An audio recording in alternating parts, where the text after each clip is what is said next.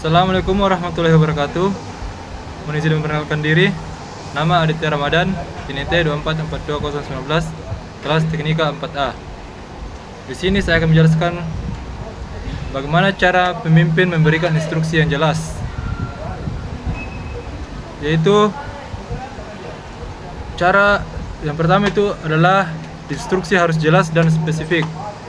Pemimpin harus menyampaikan perintah dengan bahasa yang mudah dipahami dan tidak menimbulkan multitafsir. Instruksi yang terlalu umum sering menyebabkan kebingungan di lapangan. Contoh kurang efektif. Tolong periksa mesin. Efektif. Lakukan pengecekan tekanan oli, temperatur pendingin, dan kondisi filter pada main engine sebelum pukul 2. Lalu laporkan hasilnya kepada chief engineer. Pada contoh tersebut, bawahan langsung mengetahui apa yang harus dilakukan, bagian mana yang harus diperiksa, batas waktu pekerjaan, kepada siapa laporan diberikan. Yang kedua itu menjelaskan tujuan dan alasan pekerjaan. Instruksi akan lebih mudah diterima apabila bawahan memahami alasan mengapa pekerjaan tersebut penting. Hal ini meningkatkan rasa tanggung jawab dan motivasi kerja. Contohnya yaitu pemeriksaan tekanan oli harus dilakukan karena kapal akan memasuki pelayaran jarak jauh. Jika terjadi kekurangan pelumasan, mesin dapat mengalami overheating dan kerusakan serius. Yang ketiga itu menggunakan komunikasi dua arah. Pemimpin yang efektif tidak hanya berbicara, tetapi juga memastikan bawahan benar-benar memahami instruksi. Oleh karena itu diperlukan komunikasi dua arah. Cara yang dilakukan yaitu memberikan kesempatan bertanya. Yang kedua meminta bawahan mengulangi instruksi. Yang ketiga mengklarifikasi jika ada keraguan. Contohnya, coba ulangi langkah pekerjaan yang akan dilakukan agar saya yakin tidak ada yang terlewat. Yang keempat itu menentukan prioritas dan deadline. Instruksi harus memiliki tingkat prioritas dan batas waktu yang jelas agar pekerjaan tidak tertunda. Contohnya, perbaikan kebocoran pipa pendingin harus diselesaikan sebelum kapal sandar pukul 18.00 karena sistem pendingin diperlukan saat proses bongkar muat. Tanpa deadline, kru mungkin menunda pekerjaan sehingga berdampak pada operasional kapal. Yang kelima itu menyesuaikan instruksi dengan kemampuan bawahan. Pemimpin harus memahami tingkat pengalaman dan kemampuan anggota tim. Cara memberikan instruksi kepada kru baru tentu berbeda dengan kru senior.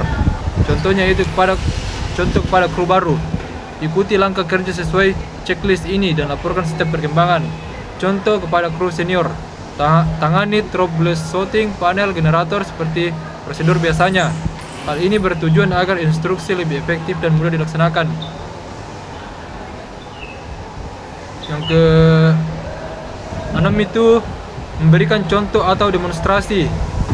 Pada pekerjaan teknis, instruksi akan lebih efektif apabila disertai contoh langsung atau demonstrasi. Yang ke-7 itu mengawasi dan melakukan evaluasi. Setelah instruksi diberikan, pemimpin tetap harus melakukan pengawasan dan evaluasi hasil pekerjaan. Contoh kasus, sebuah kapal tanker mengalami kenaikan temperatur pada generator utama saat beroperasi. Jika tidak segera ditangani, generator dapat mengalami trip dan menyebabkan gangguan suplai listrik kapal. Chief engineer harus memberikan instruksi kepada tim engine room untuk menangani masalah tersebut. Contoh instruksi tidak efektif. Generator panas, cepat periksa sekarang. Dampaknya, kru bingung bagian mana yang diperiksa. Tidak ada pembagian tugas. Risiko kesalahan meningkat. Penanganan menjadi lambat. Contoh instruksi efektif. Chief engineer berkata, second engineer, lakukan pengecekan sistem pendingin generator nomor 2. Fokus pada pompa pendingin, tekanan air, dan kondisi heat exchanger. Oiler bertugas mencatat temperatur setiap 5 menit. Elektrikan periksa kemungkinan overload pada panel distribusi. Semua laporan dikumpulkan dalam 30 menit karena generator harus tetap stabil saat kapal melakukan cargo operation. Hasil yang dicapai karena instruksi jelas, tim bekerja tanpa kebingungan. Masalah cepat ditemukan, risiko blackout dapat dicegah, operasional kapal tetap berjalan normal. Hal ini menunjukkan bahwa kualitas instruksi seorang pemimpin sangat memengaruhi keselamatan, efisiensi, dan keberhasilan kerja tim. Kesimpulannya adalah instruksi yang efektif merupakan kemampuan utama seorang pemimpin. Instruksi harus yang pertama itu jelas dan spesifik, yang kedua memiliki tujuan yang dipahami bawahan. Yang ketiga itu menggunakan komunikasi dua arah. Yang keempat itu memiliki prioritas dan deadline. Yang kelima itu disesuaikan dengan kemampuan anggota. Yang keenam itu disertai contoh bila diperlukan. Yang ketujuh itu diawasi dan dievaluasi.